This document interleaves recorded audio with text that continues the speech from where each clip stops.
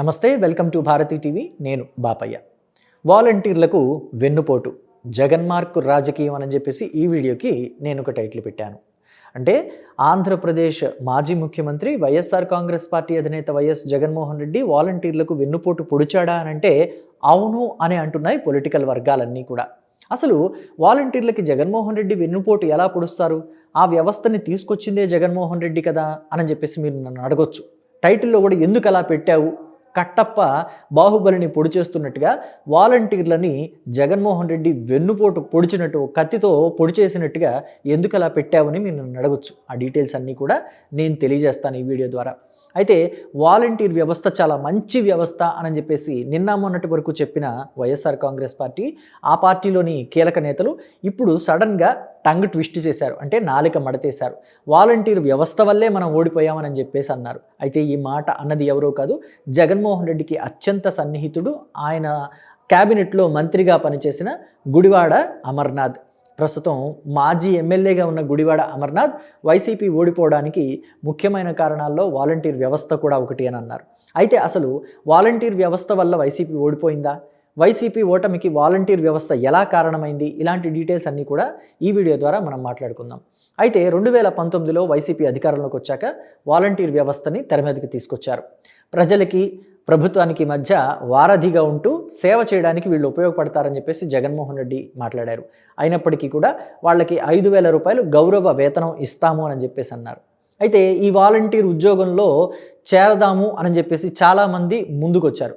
YCP వాళ్లే వచ్చారు, 90% మంది వైసీపీ వాళ్లే ఉన్నారు వాలంటీర్ ఉద్యోగాలు పొందిన వాళ్ళల్లో అని చెప్పేసి విజయసాయిరెడ్డి మాట్లాడటం కూడా ఇక్కడ గమనించదగ్గ విషయం. దీని గురించి కూడా మనం మాట్లాడుకోవాలి.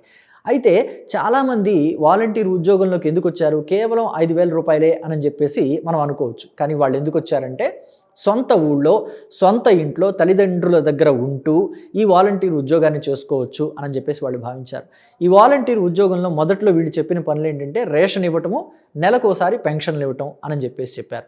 సో ఈ 2 పనులే కదా, ఇంకేముంటాయి? మహా అయితే ఎప్పుడన్నా ఒకసారి ఎలక్షన్లు వచ్చినప్పుడు ఏమన్నా పనులు చెప్తారేమో, లేదా పల్స్ పోలియో టైంలోనో, జనాభా లెక్కల టైంలోనో ఇలాంటివి ఏమన్నా ఉంటే ఆ పనులు ఉంటాయి, లేకపోతే ఉండవు. ఇది నెలకు ఒక్కసారి ఉండే పనులు కదా అని చెప్పేసి అనుకున్నారు.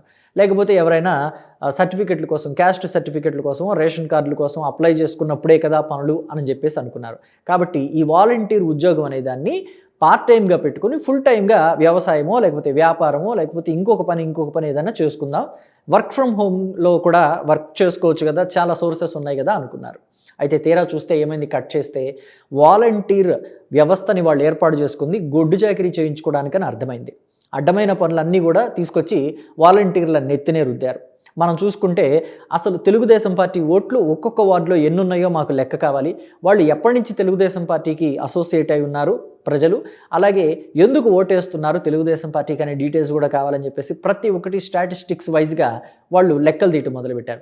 వీటికి కూడా వాలంటీర్లే. వీటితో పాటు వాళ్ళు రెగ్యులర్గా చేసే పనులు, రేషన్ ఇచ్చి రావటం, ఆ రేషన్ వ్యాన్లు కొన్నారు కదా ప్రభుత్వ సొమ్ముతోటి, సో వాటికి సంబంధించి రేషన్ ఇచ్చి రావటం, అలాగే ఎవరికైనా సర్టిఫికెట్లు కావాలన్నా, ఏ విషయం కావాలన్నా, రేషన్ కార్డులు కావాలన్నా, వికలాంగుల సర్టిఫికెట్లు కావాలన్నా, పెన్షన్ కావాలన్నా అన్నిటికీ వాలంటీర్లే.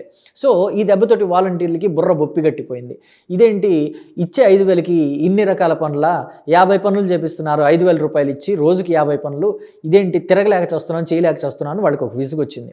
సో మరి ఇన్ని పనులు చేస్తున్నాం, పార్టీ అంటే అభిమానం కూడా ఉంది, 90% మంది వైసీపీ వాళ్ళే ఉన్నారు అని చెప్పేసి విజయసాయిరెడ్డి కూడా చెప్పారు కదా. సో కాబట్టి పార్టీ అంటే అభిమానంతో చేరాం, కానీ ఇన్ని పనులు చేపిస్తున్నారు, జీతం అన్నా పెంచమని అడుగుదామని అన్నప్పుడు జగన్మోహన్ రెడ్డి జీతం పెంచమన్న వాలంటీర్లకు చెప్పిన సమాధానం ఏంటంటే అసలు మీరు చేస్తుంది ఉద్యోగమే కాదు, ఇదంతా కూడా సేవ. సో కాబట్టి సేవకు ఎవరైనా డబ్బులు అడుగుతారా? డబ్బులు అడగరు. కానీ ఇది గౌరవ వేతనంగా మీకు 5,000 ఇస్తున్నాం, ఇంతకు మించి పెంచే ప్రసక్తి లేదు, మీరు చేస్తుంది సేవ మాత్రమే అని చెప్పారు. కానీ ఇదే జగన్మోహన్ రెడ్డి ఇంకొక సందర్భంలో చెప్పిన మాట ఏంటంటే మీరు ప్రభుత్వ ఉద్యోగాలు ఏమి ఇచ్చారు, అసలు మీరు ఉద్యోగాలే కల్పించలేదని చెప్పి ప్రతిపక్షాలు మాట్లాడినప్పుడు, ఇదిగో మేము ఇచ్చిన వాలంటీర్ ఉద్యోగాలు 2 లక్షలు ఇవే ఉన్నాయి. ఆ తర్వాత సెక్రటేరియట్లు ఉన్నాయి కదా, గ్రామ సెక్రటేరియట్లు, వార్డు సెక్రటేరియట్లు కొన్ని ఉన్నాయి కదా, వాటిల్లో కూడా ఉద్యోగాలు ఇచ్చామన్నారు. సరే, గ్రామ పంచాయతీలకు బదులుగా గ్రామ సెక్రటేరియట్లు అంటే గ్రామ సచివాలయాలు తీసుకొచ్చారు, లేకపోతే పట్టణాల్లో కూడా ఈ సచివాలయాలు అంటే వార్డు సచివాలయాలు ఏవో తీసుకొచ్చారు. వాటిల్లో ఉన్న ఉద్యోగాలు ప్రభుత్వ ఉద్యోగాలు కాబట్టి వాటిని పరిగణలోకి తీసుకొని పక్కన పెడితే ఈ 2 లక్షల వాలంటీర్లు ఉద్యోగాలు మాత్రం అసలు ఉద్యోగాలే కాదు. వీటికి ఎటువంటి చట్టబద్ధత లేదు. మళ్ళీ పైగా ఇంకొకటి ఏంటంటే రెన్యువల్ కూడా చేయకుండా జగన్మోహన్ రెడ్డి పదవిలోంచి దిగిపోయారు. ఆయన దిగిపోతారు, ఎలక్షన్లు వస్తాయి అని చెప్పి ఆయనకు తెలుసు కదా. సరే మళ్ళీ వద్దాం అనుకున్నారా ఏంటో పక్కన పెట్టండి. అయిపోతుంది ఆ 5 ఏళ్ల టర్మ్ అని తెలిసినప్పుడు ఈ వాలంటీర్ వ్యవస్థకి రెన్యువల్ చేయాలి కదా. రెన్యువల్ చేయకుండా దిగిపోయారంటే వీళ్ళకి ద్రోహం చేసినట్టా కాదని మీరు కూడా మీ అభిప్రాయాన్ని కమెంట్ బాక్స్లో చెప్పండి. సో మొత్తం మీద వీళ్ళు ఈ ఎలక్షన్ అయిపోయిన తర్వాత మొత్తం అంతా కూడా వాలంటీర్ వ్యవస్థని కూటమి ప్రభుత్వం పక్కన పెట్టాల్సి వచ్చింది. మామూలుగా అయితే ఈ వాలంటీర్లకి మేము 10,000 రూపాయల జీతాన్ని పెంచుతాము అని చెప్పేసి కూడా చెప్పారు. నిజంగా 10,000 రూపాయలు పెంచుతారు కదా అని చెప్పేసి వాలంటీర్లు కూడా చాలామంది కూటమికే ఓట్లు వేశారు. అయితే అధికారంలోకి వచ్చిన తర్వాత వీళ్ళని పనిలో ఎలా పెట్టుకోవాలనే విషయం పక్కన పెడితే వీళ్ళతో ఎలాంటి పనులు చేయించుకోవాలి, సరిగ్గా ఎలాగ ఉపయోగించుకోవాలి, పొలిటికల్గా కాకుండా ప్రజాసేవకి ఎలా ఉపయోగించుకోవాలని చెప్పి చూసినప్పుడు అసలు ఏమీ పాల్పోలేదు కూటమి ప్రభుత్వానికి. తీరా చూస్తే ఇక్కడ జగన్మోహన్ రెడ్డి వాలంటీర్ వ్యవస్థకి చేసిన ద్రోహం కూడా బయటపడింది. రెన్యువల్ చేయకుండా దిగిపోవటం ఒక ఎత్తు, అసలు దానికి చట్టబద్ధత లేకపోవటం ఇంకొక ఎత్తు. వాళ్ళు గవర్నమెంట్ ఎంప్లాయీసు కాదు, అలా చూస్తే కాంట్రాక్ట్ ఎంప్లాయీసు కాదు. ఏది కాకుండా పోవటం వల్ల వీళ్ళని మళ్ళీ పనుల్లోకి తీసుకోవడం అనేది కుదరలేదు. సో కాబట్టి కూటమి కూడా ఈ వ్యవస్థను ఏం చేయలేకపోయింది. అయితే కూటమి మీద వీళ్ళు మొదట్లో కొంచెం ఎలిగేషన్స్ చేశారు వైసీపీ వాళ్ళంతా. వాలంటీర్ వ్యవస్థని మళ్ళీ పునరుద్ధరిస్తామన్నారు, మళ్ళీ పైగా 10,000 రూపాయల గౌరవ వేతనం ఇస్తామన్నారు, మేము 5,000 ఇస్తే వాళ్ళు 10,000 ఇస్తామన్నారు, చూసారా వాళ్ళకి ద్రోహం చేశారని చెప్పేసి మాట్లాడారు. అయితే ఇప్పుడు అసలు మాట్లాడే అర్హత వైసీపీకే లేదు వాలంటీర్ వ్యవస్థ విషయంలో అని చెప్పేసి పూర్తిగా వాలంటీర్లకు కూడా తేటతెల్లమైపోయింది. మొదట్లో వాళ్ళు కూడా వైసీపీకి తోడు వంతపాడినా ఇప్పుడు అసలు వాళ్ళు పూర్తిగా సైలెంట్ అయిపోయారు. ఎందుకంటే రెన్యువల్ చేయకుండా, చట్టబద్ధత కల్పించకుండా వాలంటీర్ వ్యవస్థని గాలి కొదిలేసిందే వైసీపీ అని వాళ్ళకు కూడా అర్థమైంది. తీరా ఇప్పుడు చూస్తే అసలు వాలంటీర్ వ్యవస్థ మీద ఇంకోసారి ఎవరు వైసీపీ వాళ్ళు అసలు ఏ ఆరోపణ కూటమి మీద చేయకుండా, కూటమి మీద వేలెత్తి చూయించకుండా వైసీపీనే తన వేలుతోటి తన కంట్లో పొడుచుకుంది వాలంటీర్ వ్యవస్థ విషయంలో. సో ఏం చేసిందంటే అసలు ఈ వాలంటీర్ వ్యవస్థ వల్లే మనం ఓడిపోయామని చెప్పేసి మాట్లాడింది. ఎందుకని అంటే గుడివాడ అమర్నాథ్ మాజీ మంత్రి ఇప్పుడు అదే మాట్లాడుతున్నారు. అంటే వాలంటీర్ వ్యవస్థ ఉండటం వల్ల పార్టీలోని క్యాడర్కి, పార్టీ అధినాయకత్వానికి కనెక్షన్ కట్ అయిపోయిందట. ఇది ఎలాగా అని చెప్పి మీకు అనిపించవచ్చు. అసలు గ్రామాల్లో పంచాయతీరాజ్ ప్రెసిడెంట్లు ఎవరుంటారు? ఏ పార్టీ అధికారంలో ఉంటే most of the panchayat presidents వాళ్లే ఉంటారు. వాళ్ళంతా ఎవరు? ఆ పార్టీకి అభిమానులేగా, ఆ పార్టీ కోసం కష్టపడ్డ వాళ్లేగా, ఆ పార్టీ నాయకులేగా. అలాగే ఎంపీటీసీలు, జెడ్పీటీసీలు ఉంటారు. వాళ్ళు కూడా అధికార పార్టీకి సంబంధించిన వాళ్ళే ఎక్కువ మంది ఉంటారు. సో ఎమ్మెల్యేలు, ఎమ్మెల్సీలు వీళ్ళు కూడా ఆ పార్టీ వాళ్ళే ఎక్కువ మంది ఉంటారు. నిజంగా మాట్లాడుకోవాలంటే వైసీపీకి సంబంధించి ఎక్కువ మంది వాళ్లే ఉన్నారు. ఎందుకంటే వైసీపీ ఎక్కడా కూడా గ్రామ పంచాయతీ ఎన్నికల సమయంలో కానీ, లేకపోతే మున్సిపల్ ఎన్నికల్లో కానీ ఇతర పార్టీలకి పోటీ చేసే అవకాశం కూడా ఇవ్వాల, నామినేషన్లు కూడా వేయనివ్వాల. అలాంటప్పుడు మరి అందరూ వాళ్లే ఉన్నారు కాబట్టి వీళ్ళందరికీ కూడా పని లేకుండా పోయింది. అసలు ప్రజలకి వీళ్ళకి కనెక్షన్ లేకుండా పోయింది వాలంటీర్ వ్యవస్థ ఉండటం వల్ల. ఎందుకని అంటే పెన్షన్ కావాలన్నా వాలంటీరే, లేకపోతే రేషన్ కావాలన్నా వాలంటీరే, ఇక్కడ మనకి రేషన్ ఇచ్చేది కూడా వాలంటీరే, కొత్త రేషన్ కార్డులు పుట్టించాలన్నా వాలంటీరే. అన్నిటికీ పోయి ప్రజలు వాలంటీర్ దగ్గర అడుగుతుంటే అసలు ఈ గ్రామ సర్పంచ్ని కానీ, ఎమ్మెల్సీలను కానీ, లేకపోతే ఎమ్మెల్యేలను కానీ, లేకపోతే ఇతరత్ర నాయకులు, ఎంపీటీసీలు, జెడ్పీటీసీలు, ఎంపీపీలు వీళ్ళందరినీ ఎవరైనా అసలు పట్టించుకుంటారా? అసలు వాళ్ళు ఉన్నారనే విషయం ప్రజలకు ఎవరికైనా అర్థమవుతుందా? సో వాళ్ళకి ఇంపార్టెన్స్ పూర్తిగా తగ్గిపోయింది. వైసీపీ క్యాడర్ అంతా కూడా పార్టీకి దూరం అయిపోయింది. Direct Pedarayudu to Dhanush, Dhanush to Pedarayudu అంటారు చూసారా, బ్రహ్మానందం పెదరాయుడు సినిమాలో అంటాడు, పెదరాయుడు టు ధనుష్, ధనుష్ టు పెదరాయుడు అంటారు. అలాగా volunteer to Jagan, Jagan to volunteer అయిపోయింది. కానీ మధ్యలో ఈ కనెక్షన్ అంతా కూడా పూర్తిగా కట్ అయిపోయింది. దానివల్ల వైసీపీకి 2024 ఎలక్షన్లో పూర్తిగా డ్యామేజ్ అయింది. పైగా వాలంటీర్లు వస్తున్నారంటేనే సామాన్య ప్రజలు కూడా భయపడిపోయే పరిస్థితులు ఏర్పడినాయి. చాలామంది వాలంటీర్లు దొంగతనాలు చేయటం, లేకపోతే ఈసారి పెన్షన్ ఇవ్వాలంటే మీరు ఈ కాగితాల మీద సంతకాలు పెట్టాలి అని చెప్పేసి ఆస్తి పత్రాల మీద కూడా కొంతమంది సైన్ చేయించుకోవటం, ఇలాంటి దొంగతనాలు కూడా చేశారు. ఇలాంటి పెద్ద పెద్ద ద్రోహాలు కూడా చేశారు. కొంతమంది అయితే మీకు పెన్షన్ కావాలి అని అంటే మేం చెప్పినట్టు వినాలి అని చెప్పేసి ఆడవాళ్ళని కమిట్మెంట్స్ అడిగిన వాళ్ళు ఉన్నారు. నిజానికి చెప్పాలంటే ఈ కమిట్మెంట్స్ అన్ని సినిమాల్లో, లేకపోతే సినిమా ఇండస్ట్రీలో మనం చూసాం, లేకపోతే ఎక్కడైనా సాఫ్ట్వేర్ కంపెనీల్లోనో ఇంకా ఇతరత్ర పెద్ద పెద్ద ఆఫీసుల్లోనూ ఉంటాయి. కానీ ఈ వాలంటీర్ల పుణ్యమాని ఈ కమిట్మెంట్లు గ్రామ స్థాయికి కూడా వచ్చేసినాయి.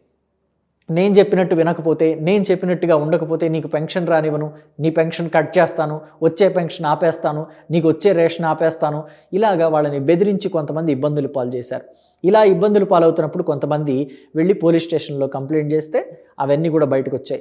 అదంతా కూడా ప్రతిపక్షాలకి ఆయుధంగా మారింది. అంటే వాలంటీర్ వ్యవస్థ ప్రజాసేవ కోసం తీసుకొచ్చారా మీరు?